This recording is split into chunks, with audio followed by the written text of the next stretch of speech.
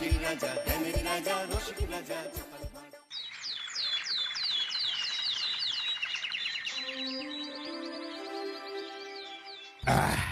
তাহলে মন্ত্রী সব কাজ ঠিকঠাক ভাবে করে এসেছো, তাই তো?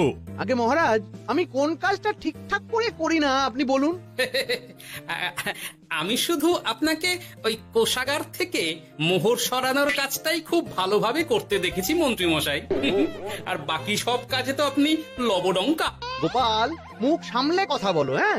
বেশি বাড়াবাড়ি করো না। কি বলতে চাইছেন মন্ত্রী মশাই? বাড়াবাড়ি করলে মারামারি হয়ে যাবে। আচ্ছা, হয়েছে হয়েছে, অনেক হয়েছে, সকলে এইবারে থামো। ঝগড়াঝাটি বন্ধ হোক, এমনিতেই খুব গরম। বলছি কি, যা গরম পড়েছে এইখানে তো থাকাটাই দায় হয়ে যাচ্ছে। উফ, আর যে পেরে উঠছি না। মনে হয় আপাতত এখান থেকে কদিনের জন্য। মহারাজ, বাইরে রাজ্যের প্রজারা জড়ো হয়েছে, সকলে মিলে বিক্ষোভ করছে। একবার শিগগির আসুন মহারাজ, নইলে সাংঘাতিক কিছু একটা ঘটে যাবে। কি হলো? আবারও কোনো সমস্যা হলো নাকি? আমাদের রাজ্যের প্রজারা তো যথেষ্ট বোঝদার, তারা তো এমনি এমনি ঝামেলা ঝঞ্ঝাট সৃষ্টি করার মানুষ নয়। গোপাল, চলো গিয়ে দেখি।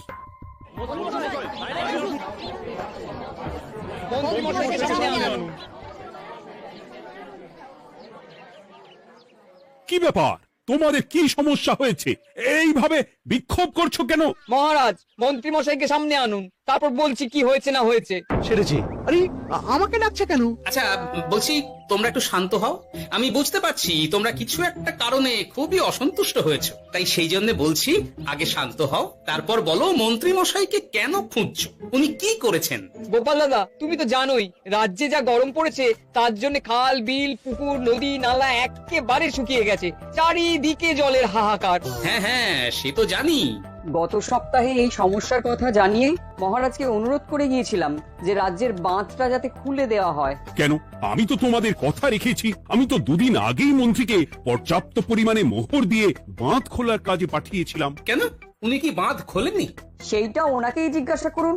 গত দুদিনে উনি তো বাঁধ খুলতে আসেনি, উপরন্তু আমরা ওনাকে ডাকতে গেলে উনি আমাদেরকে তাড়িয়ে দিয়েছেন। সে কি, এ তো ভারী অন্যায়। দুদিন ধরে অপেক্ষা করে আর না থাকতে পেরে আজকে আমরা এখানে এসেছি। এই অবস্থা আমরা কি করব? যদি আমাদেরকে আমাদের রাজ্য সাহায্য না করে, তাহলে কোথায় যাব আমরা? ছি ছি ছি, আমি তো ভাবতেই পারছি না। মন্ত্রী, এই মন্ত্রী!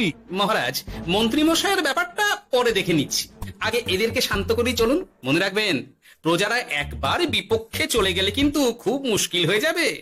শোনো সকলে, তোমরা আজকের দিনটা একটু কষ্ট করো। আমি কথা দিচ্ছি, কাল সকাল হলেই বাঁধ খোলার ব্যবস্থা করব, ঠিক আছে? ঠিক কথা বলেছো তো গোপাল দাদা। দাদা বলে যখন ডাকো, তখন দেখো এই দাদা তার ভাইদের কিছুতেই নিরাশ করবে না। শুধু আজকের দিনটা একটু চেয়ে নিচ্ছি, ব্যাস। ঠিক আছে, আজকে আমরা চলে যাচ্ছি, কিন্তু কালকে কিছু না হলেই। কোনো কিন্তুরই জায়গায় নেই পুঁটির বাবা। আর তোমরা আর রাগ করো না। চিন্তা করো না, সকাল হলেই সাঙ্গ পাঙ্গ নিয়ে আমি বাঁধ খোলার কাজে নেমে যাব।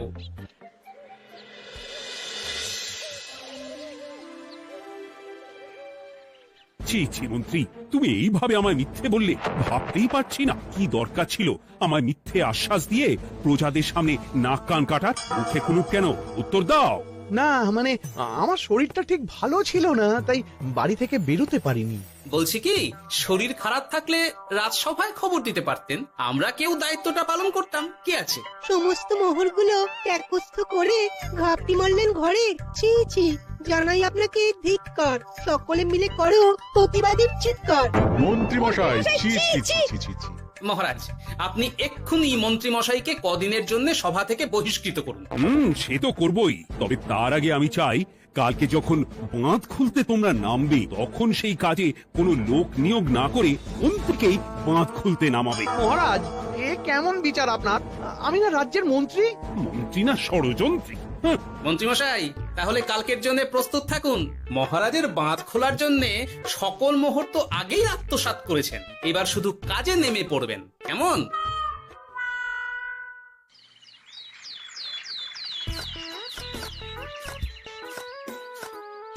ওহ গোপাল, এইবারে ছেড়ে দাও, আর পাচ্ছি না। এত সহজে হাল ছাড়লে হবে বলুন? এই কে আছো? ওই শাবল কোদালগুলো দাও, আমি এদিকটায় খুঁচিয়ে দিই। এই সভাকবি, বিজ্ঞানী, এসো এসো এসো, হাত লাগাও। সবে মিলে করি কাজ, বাঁধ খোলা হবে আজ। বাঁধ খোলা হবে আজ, মন দিয়ে করো কাজ। একদম, হাত লাগাও, জোর লাগাও। গোপাল দাদা, সভাকবি, বিজ্ঞানী দাদা আর আর বাকি দাদা ভাইরা আসুন আসুন, সকলে একটু শরবত খান। আমাকেও একটু শরবত দাও। মোহরগুলো খেয়েও তৃষ্ণা মেটেনি বুঝি? হুম? বাঁধ এক্ষুনি খুলবে, প্রজাদের সব জ্বালা জুড়োবে। বাঁধ খুলে গেছে। আমাকে বাঁচাও, আমাকে বাঁচাও। কোনো কোনো সময় ভুল করলে নিজেই সেই ভুল শুধরে আবার ফিরতে হয়। আপনিও তাই করুন মন্ত্রী মশাই, নিজে নিজেই উঠে আসুন। চলো সকলে।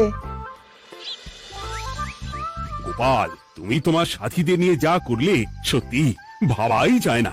মহারাজ, নিজেদের রাজ্যের সমস্যায় নিজেরাই কোমর বেঁধে নেমে সমস্যার সমাধান করেছি, পরিস্থিতি মোকাবিলা করেছি। এর জন্য আপনি এমন করে বলবেন না। ওহ, তোমরা না থাকলে যে কি হতো। মহারাজ, আমরা আছি তো, এত ভাববেন না আপনি। আপনি বরং আমাদের সকলের জন্য কিছু খাবারের ব্যবস্থা করুন, খুব খিদে পেয়ে গেছে। হ্যাঁ, নিশ্চয়ই নিশ্চয়ই। তোমরা সকলে ভিতরে এসো, হাত পা ধুয়ে নাও, ততক্ষণে আমি রানীকে আহারের ব্যবস্থা করতে বলছি।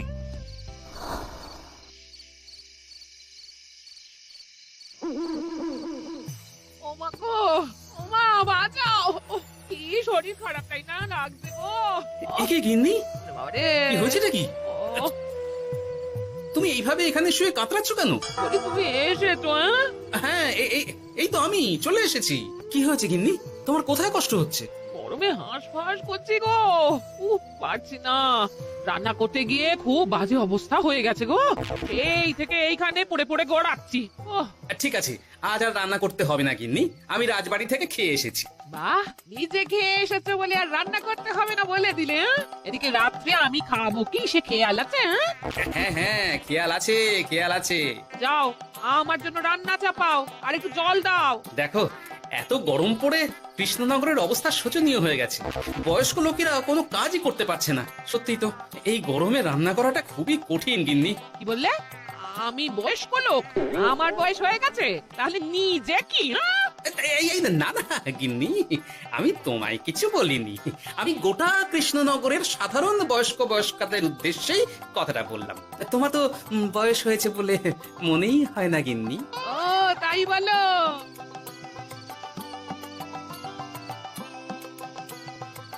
নাও গিন্নি, জল নাও, আজ না হয় আমি রান্না করব। হে ভগবান, মুখের একটু লাগাম দাও, এইভাবে যখন তখন সত্যি কথা বলিও না।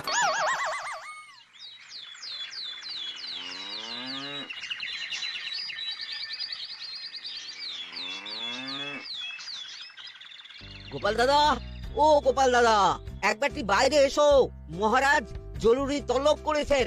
আবার কি হলো? গোপাল দাদা, গিন্নি, একবার ও বাইরে গোপাল গিয়ে দাদা। দেখে আসি, বুঝলে? পেয়াদা এসে অনেকক্ষণ থেকে ডাকছে। দাদা, আচ্ছা, গিয়ে ও গোপাল দেখো। দাদা। ও গোপাল দাদা, গোপাল দাদা, ও গোপাল দাদা,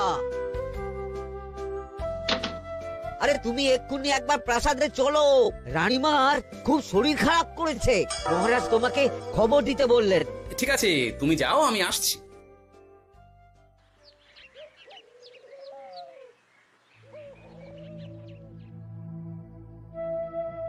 গোপাল, কি হবে বলো তো? রানী তো দুমদাম করে ব্যারামে পড়ে না। মহারাজ, ভয় পাবেন না, আমরা আছি তো।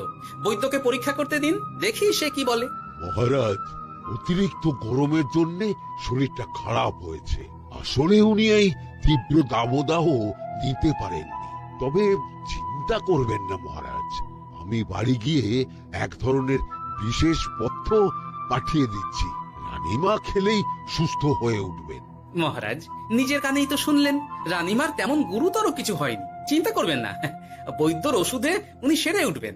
যাওয়ার আগে একটা কথা বলে যাই, গরমের এই দাবদাহ কিন্তু আরো ভয়ঙ্কর হবে, তাই সকলে খুব সাবধানে থাকবেন। শরীর যাতে ঠান্ডা থাকে এমন হালকা পাতলা খাবার খাবেন।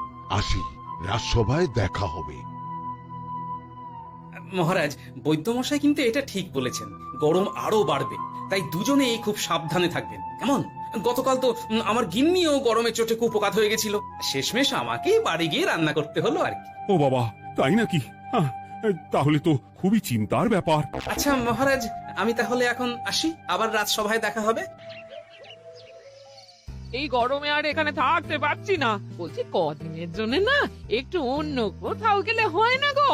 গিন্নি, এই গরমে ঘরেই থাকো, অন্য কোথাও যাওয়ার মোটে নাম করো না। বাইরে বেরোতে গিয়ে যদি কোনোভাবে গরম হাওয়া শরীরে লেগে যায় তাহলে বিপত্তির আর শেষ থাকবে না গিন্নি। কিন্তু এখানেও তো যা গরম পড়েছে, পচে গলে মরে যাই আর কি। ওহ গিন্নি, দয়া করে এইসব বাজে কথা বলা বন্ধ করো তো, আমার আয়ু থেকেও তোমার আয়ু দীর্ঘ হোক। বাহ, তুমি এসব কথা কোথা থেকে শিখলে গো? এই তো তোমার থেকে আর কি। গোপাল, গোপাল, রাজ্যের অবস্থা খুবই বেহাল। এই সবই আমাদের পোড়া কপাল। আরে সভাকবি, কি হয়েছে? তোমাকে দেখে তো মনে হচ্ছে তুমি কিছু। বিজ্ঞানী মহারাজ দুজনেই অজ্ঞান, ঘটি ঘটি জল ঢেলেও ফেরাতে পারিনি তাদের জ্ঞান। কি বলছো কি? তা তুমি এই ব্যাপারটা জানলে কি করে? গিয়েছিলাম একটু আগে বিজ্ঞানীর বাড়ি, গিয়ে দেখি লোকজনের ভিড় সারি সারি। সে কি? শুনলাম মহারাজ তাকে কিছু বলতে এসেছিলেন, তারপরে দুজনে বাইরে বেরিয়ে আসতেই অজ্ঞান হয়ে গেলেন। মহারাজ বিজ্ঞানীর বাড়ি গিয়েছিলেন, তাও আবার রানীমাকে ছেড়ে? রাজবৈদ্য কত করে বললেন এই সময় যখন তখন ঘরের বাইরে বেরোবেন না, কে শোনে কার কথা? আমার মনে হয় মহারাজ তেমন কোনো গুরুত্বপূর্ণ কিছু কথা বলতেই বিজ্ঞানীর বাড়ি গিয়েছিলেন। গরম কমানোর উপায় আলোচনা করতে হয় তো গিয়েছিলেন। আমাদের মহারাজ তো নিজের চোখেই দেখেছেন এই তীব্র গরমের চোটে রাজ্যের কি অবস্থা, কি অবস্থা। ঠিক বলেছো গিন্নি, আমার এই কথাটা তো মাথাতেই আসেনি। ধন্যবাদ গিন্নি, অসংখ্য ধন্যবাদ তোমায়। আমায় পরে ধন্যবাদ জানিও। হ্যাঁ, এখন আর দেরি না করে বৈদ্য মশাইকে সঙ্গে নিয়ে বিজ্ঞানী মশাইয়ের বাড়ি যাও। হ্যাঁ,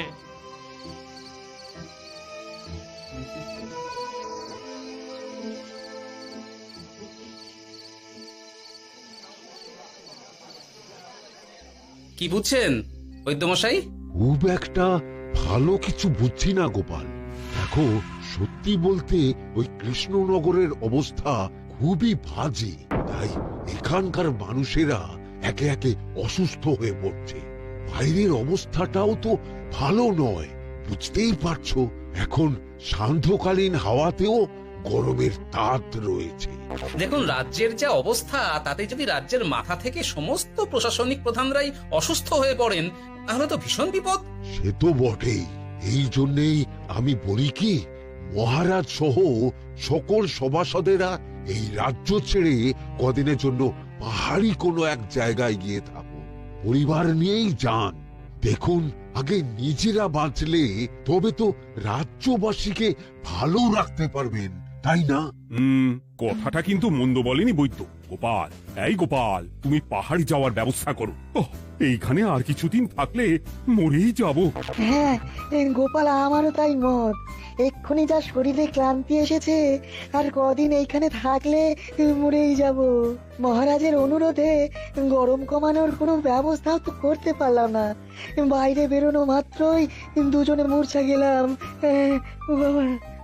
ঠিক আছে, বুঝেছি। মহারাজ, আপনি আর এই ব্যাপারটা নিয়ে বেশি ভাববেন না। বিজ্ঞানী, তুমিও আর বেশি কথা বলো না। আমি পাহাড়ে যাওয়ার ব্যবস্থা করছি। আমরা রাজসভা সকলে সপরিবারে যাব। অনেক কাজ হয়েছে, এখন কিছুদিন আমাদের বিশ্রাম দরকার।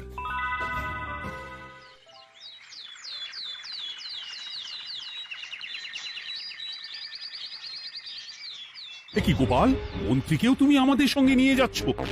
তুমি কি সব ভুলে গেছো?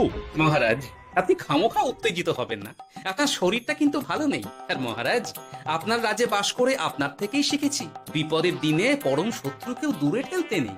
গোপাল এটা ঠিক কথাই বলেছে। যতই হোক উনি তো আমাদের মন্ত্রী, তাই এই বিপদের দিনে ওনাকে ফেলে যায় কি করে বলুন তো? সত্যি গোপাল, তোমার তুলনা নেই। ঠক, সবই নাম কেনার চেষ্টা। গোপাল, চলো এইবারে রওনা দিই। বলছি, খাবার দাবার আর জলের কলসিগুলো উঠেছো তো? হ্যাঁ, খাবারের পাত্রগুলো আপনার জিম্মায় থাকবে, আর জলের কলসিগুলো আমি সামলাবো।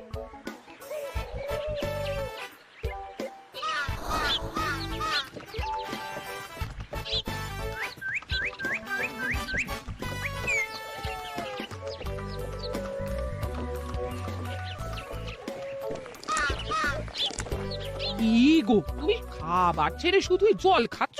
ওদিকে মন্ত্রী মশাই যে সব খাবার একাই সাবার করে দিলে না? ভালোই তো, থাক না।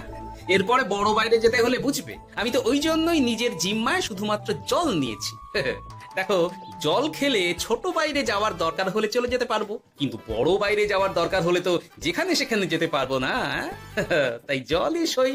কিন্তু সবার জল যদি তুমি একাই শেষ করে দিলে তাহলে? এই রে, এটা তো ঠিক বলেছো গিন্নি। পথে ঘাটে কোনো পানীয় জলের পুকুর বা কুয়ো দেখলে জল ভরে নিতে হবে, বুঝলে?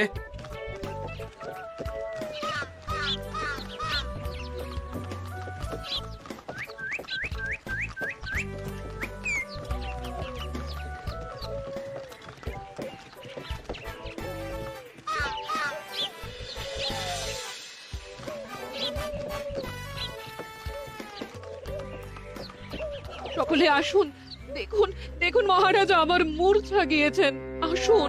সে কি, কৃষ্ণনগর পেরিয়ে এসেছি, এখন এই অচেনা অজানা জায়গায় এসে মূর্ছা গেলেন? গিন্নি চলো তো শিগগির কি দেখি। কেউ ঘাবড়াবেন না, মহারাজের শরীরটা আসলে খুব দুর্বল ছিল তো, তাই মূর্ছা গিয়েছেন। তবে চিন্তার কিছু নেই, আমি এক ধরনের পথ্য দিচ্ছি, এটা খেলেই উনি আবার সুস্থ হয়ে যাবেন। ঠিক আছে বৈদ্য মশাই, আপনি তাহলে যত তাড়াতাড়ি সম্ভব পথ্যটা তৈরি করুন। হ্যাঁ, আমার এই পথ্যটা তৈরি করার জন্যে একটু জলের প্রয়োজন, একটু জলের ব্যবস্থা করুন তো। এ মা, বলি গাড়িতে যে এক ফোঁটাও জল নেই গো, কি হবে? এই গোপাল, তুমি একাই সব জল খেয়ে বসে আছো? হ্যাঁ গোপাল, এখন এসব বাদ দাও, চলো একটু জলের ব্যবস্থা করি। হ্যাঁ, খানাখন্দ, খাল, বিল, নদী, সমুদ্র, যেখান থেকে পারো জল নিয়ে এসো। জল ছাড়া এই পথ্য বানানো অসম্ভব। গোপাল, কি করা যায় বলো? দাঁড়াও, আমি একটু ছোট বাইরে থেকে ঘুরে আসছি। হ্যাঁ, খুব জোরে বেগ আসছে, ত্যাগ না করতে পারলে বুদ্ধি খুলবে না।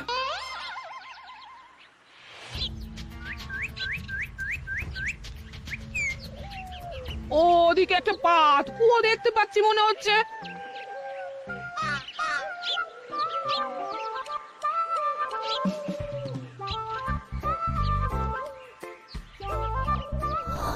জল কোথা থেকে পাবো? তবে কি জলের অভাবে আজকে মহারাজ সুস্থ হতে পারবেন না? রানীমা, ব্যাকুল হবেন না, আমি আছি তো। আমি থাকতে কিচ্ছু অঘটন ঘটবে না। সকলে শুনুন, বিশেষত মহিলাদের বলছি, আপনারা সকলে নিজেদের কাছে যত শাড়ি আছে সেই প্রত্যেকটা শাড়ি আমাকে দিন। আমি শাড়ি জুড়ে জুড়ে লম্বা রশ্মি বানাবো, তারপর সেই রশ্মিতে বালতি ঝুলিয়ে জল তুলব। দয়া করে কেউ দেরি করবেন না।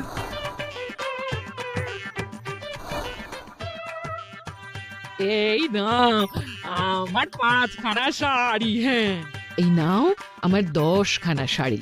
আমি বাবা আমার লতা পাতা মিনি করা শাড়িগুলো দেব না। যা পারো করো, আমি বড় বাইরেতে যাচ্ছি। ওমা, বিপদের দিনে শাড়ি দেবে না? গায়ের জোরে নিয়ে আসবো। হ্যাঁ,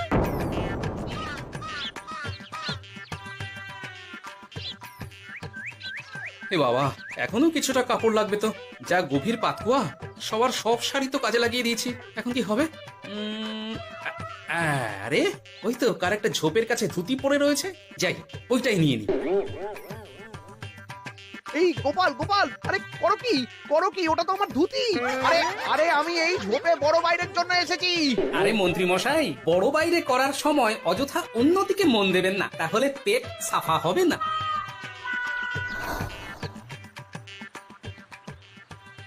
গোপাল, তুমি ছিলে বলে এই যাত্রাতে রক্ষা পেলাম। ভগবান তোমাদের অনেক অনেক মঙ্গল করুক। এই দেখো না, ওরা না আমার লতা পাতা আঁকা শাড়িগুলো নিয়ে নিয়েছে। এই দূর তোমার শাড়ির লতা পাতা, আমি নিজেই জড়িয়েছি বড় বড় ঘাস পাতা। কি চুল করছে রে, দূর চাঁদা, দূর চাঁদা।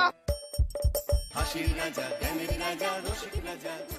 तो वीडियो अगर पसंद आए तो प्लीज़ वीडियो को लाइक ज़रूर करिएगा और मुझे मोटिवेट करने के लिए मेरे चैनल को भी सब्सक्राइब